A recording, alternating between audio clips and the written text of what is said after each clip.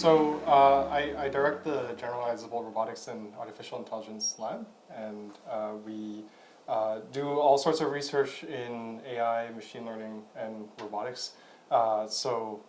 Spanning the range from the work that I guess we're featuring here, kind of with the very kind of hardware-related tactile sensing kind of stuff for robots, but also all the way to things where we're basically getting agents and robots to learn how to do new things in new environments in simulation mostly.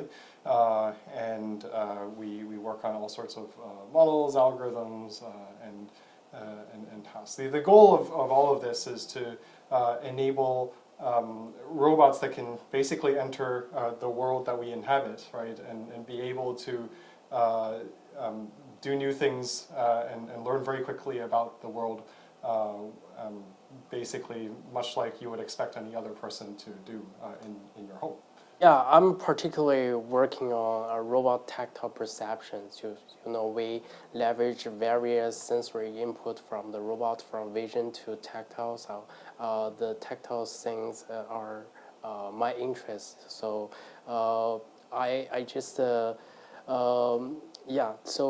it involves the hardware development, such like a robot skin system, to make it sense forces or contact throughout his body, and using advanced machine learning technology to establish some pretty higher level concept of contact.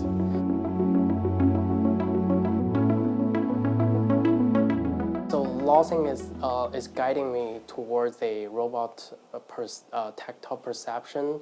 So it's pretty straightforward for human to understand it, because we do it almost unconsciously, but it's pretty hard for a robot. It has to know what object is touching it and what it looks like, and more importantly, what strategy should be applied to deal with the object. For example, you should avoid it or comply it. It involves a lot of knowledge from artificial intelligence and control theory and robotics.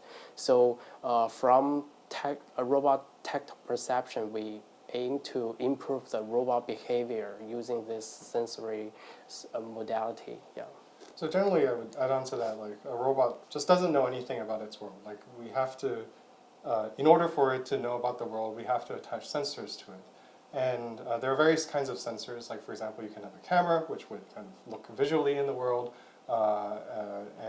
also you can kind of sense forces. But one thing that a lot of current robots don't have, like any robot you see in the background here, where we buy from a company, usually doesn't have a notion of something like skin, right, where we can kind of feel that something is kind of in contact with us. So, very often if you just kind of try to pick up something and then it knocks something over, it will have no idea that it knocked over like your mug in order to pick up, something else, right? So what Shuo and I have been doing is to try to build some primitive form of robot skin, let's say, so that it can receive at least kind of some of these signals about whether contacts have been made, and of course, like in order to, we don't think about this as humans on a daily basis, but like all of it is hardwired in our nervous system, right? And so Shuo has had to essentially build that into his robot skin as well.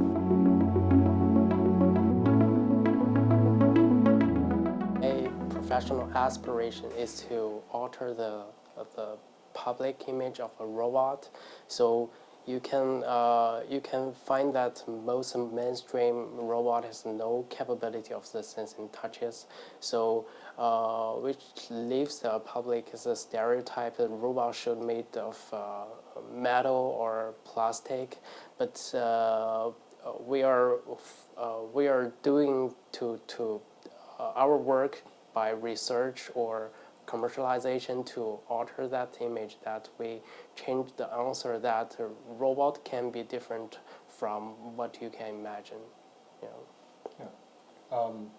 So I guess my aspirations are, like, at this point more selfish, right? Like, I just want to work on interesting problems, right? And when Shuo kind of first approached me and we were kind of thinking about what to work on, I distinctly remember him saying like, if I'm going to work on something, I want to work on something that has like kind of impact, right? Like that has large impact at the end, right? And I was thinking like, okay, like what's a very challenging problem that like basically if you throw it out to like the robotics community, most people will agree that that's a challenging problem. And so something like tactile sensing and kind of using it effectively in the context of robotics, to me at that point and still right now, I would just argue is actually very challenging. Like there's a reason why you don't see it on most robots, right? Like we don't have a kind of technically robust and also economical way of achieving it, and so we're trying to push that.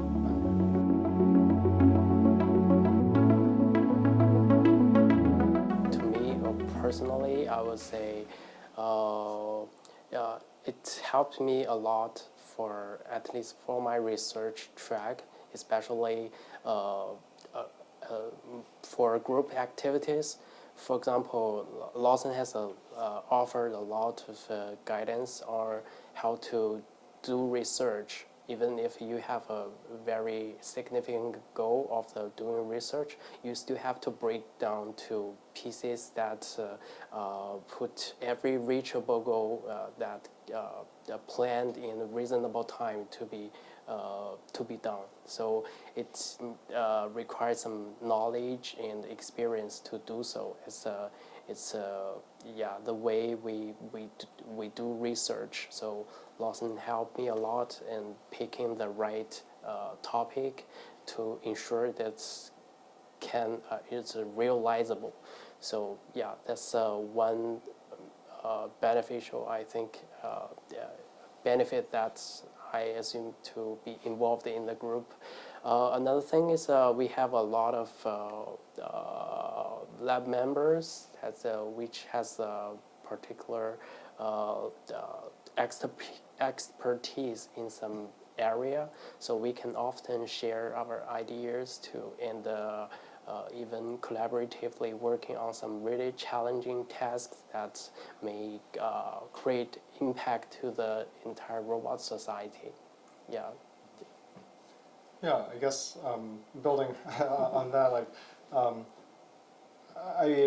before kind of embarking on this, like I even though I said like I could recognize that tactile perception is a challenging problem. Like I do not have a background in it, and I have no idea like sort of what we were getting into, right? But I guess a research environment like this allows us to make these kinds of risks and just with the great independent research and effort from Shaw, like we can try very difficult and new problems, and at the same time, because everyone else around us also has their complementary skill sets and so on, we can put all of that together to do the things that he's doing, right? Because if you look at outside, like many other groups that do tactile perception are, they come mostly from a hardware background, and so sure they can build,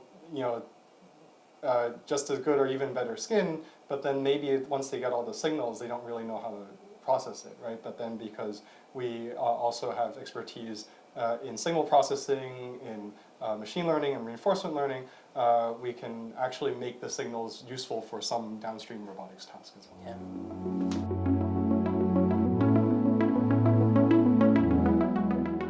Well, I think related to that, it's just that we have the critical mass here, the kind of with both the resources in terms of the kind of physical resources, but also the kind of human resources, right? And I think there is a deliberate attempt to not set up boundaries. Like the space again behind us is a confluence of computer scientists, electrical engineers, mechanical engineers, and more, like all like robotics kind of situated here, right?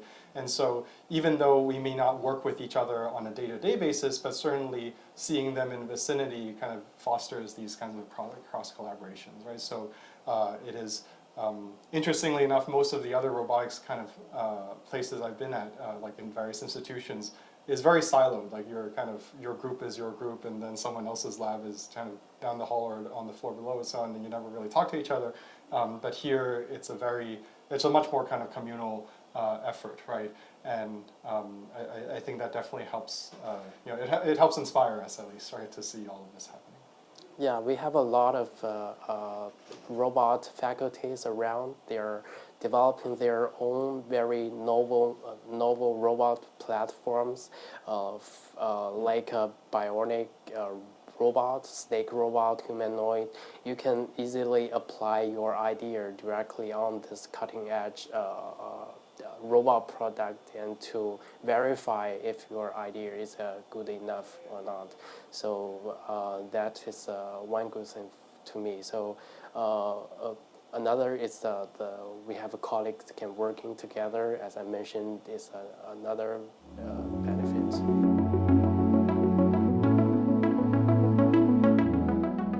I think in the end, like, it's about passion, right? Like, you have to really know what you want, not necessarily what you want to do, but what you want to see kind of come out in the end, right? Like, we often kind of ask, like, okay, you know, if you're about to embark on a PhD, say, like, well, what do you want to accomplish, like, 5 years from now, right? Someone has to have that kind of vision in mind. Like, maybe it's your advisor, maybe it's yourself, but at some point, like, if you're an independent researcher, you need to know kind of what is essentially like your North Star. And you know, even though it may not be achievable in a certain time frame, but you need to understand like how that you are making progress in that direction, and it's a constant source of motivation. It's what kind of gets you up every day, and maybe what keeps you awake every night, you know, thinking about it. But it's really that, because I mean, in some sense, this is not a usual kind of job, right? You like, if you just kind of clock in and clock out, and you know, it's very hard to persist in the kinds of uncertain territory that research is often, right? Like, there's so many risks, there's so many things that don't work out, and so therefore there needs to be something else that always pushes us forward despite the challenges. I think it's based on my understanding and my experience, doing research is the key word might be courage. So most of the time we are dealing with something unknown to everyone on earth. So no one can give you a solution. So you have to explore things in the darkness.